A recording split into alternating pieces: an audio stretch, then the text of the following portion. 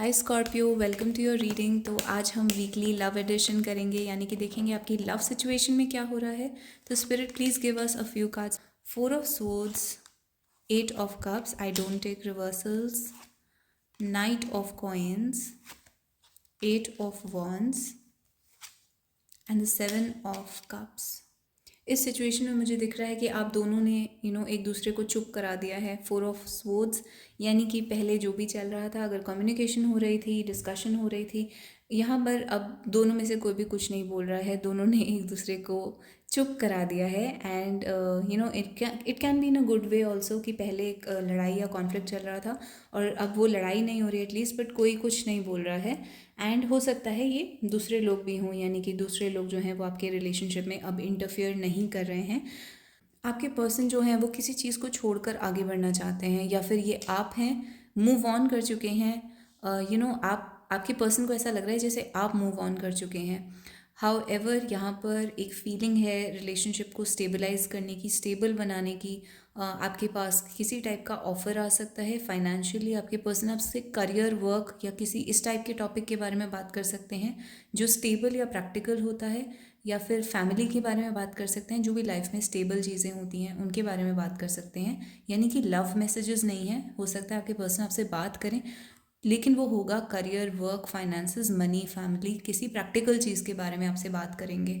And आपके person जो हैं वो one thing is they are thinking about you. वो कॉन्स्टेंटली आपके बारे में सोचते हैं, फैंटेसीज क्रिएट करते हैं अपने मन में और फ्यूचर के बारे में इमेजिन करते हैं कि इस रिलेशनशिप को आगे कैसे लेके जाया जा सके। And basically they want you also कि आप भी इस टाइप की एनर्जी में रहें जहाँ आप फ्यूचर के बारे में सपने देख रहे हैं। आपके पर्सन ऐसा चाहते हैं कि आप फ्यूचर के बारे में ड्रीम करें। और कार्ड्स निकाल लेते हैं आपके पर्सन की तरफ से। तो स्पिरिट का कार्ड आया है।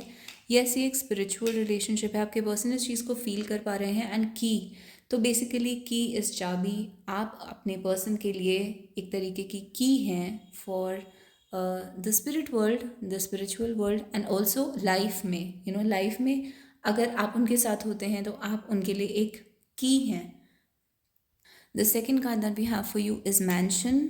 हाउस का कार्ड आया है। जब भी हाउस का कार्ड आता है इट शोज़ मी कि या तो ये फैमिली के बारे में है कि आपकी जो दोनों की फैमिलीज़ हैं वो इन्वॉल्व यहाँ पर हो सकती हैं इस वीक में, या फिर आपके पर्सन जो हैं वो हाउस के बारे में सोच रहे हैं, फैमिली के बारे में, फ्यूचर के बारे में सोच रहे हैं, अपने करियर के बारे में सोच रहे हैं और कैसे अपनी लाइफ में एक स्टेबिलिटी लाई जाए फाइनेंशियल।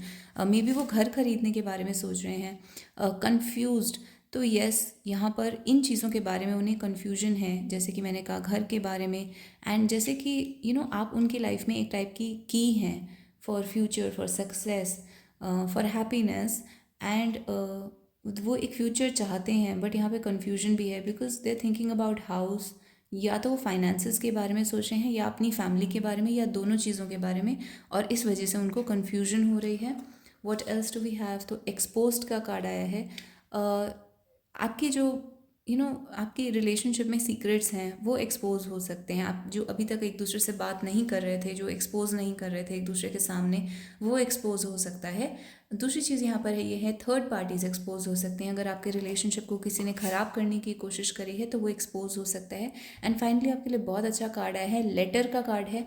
ये हमेशा 100% कम्युनिकेशन का कार्ड होता है। आप एक्सपेक्ट कर सकते हैं आपके पर्सन आपको लेटर लिखेंगे, यानी कि बात करेंगे, email, message, text, verbal communication या रिटन कम्युनिकेशन हो सकती है।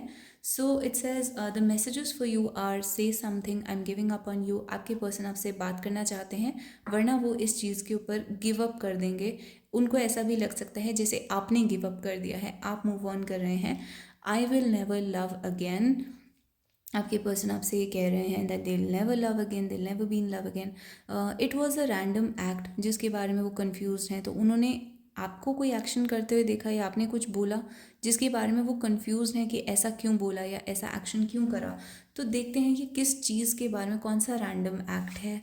तो 10 ऑफ Swords, आप चीज़ें छोड़ के चले गए, एंड करके चले गए, आपने बात करनी बंद कर दी, ब्रेकअप कर लिया या ब्रेकअप के बारे में बात करी। तो आपके पर्सन कंफ्यूज हैं कि आपने ऐसा क्यों करा, और वो सोचते हैं कि शायद रैंडमली बिना सोचे आपने ब्रेकअप के बारे में बात करी या सेपरेशन के बारे में बात करी या छोड़ के आप चले गए, वो आपने बस ऐसे ही कर दिया रैंडमली, और शायद वो सोचते हैं कि आप वापस आ जाएंगे अपने आप।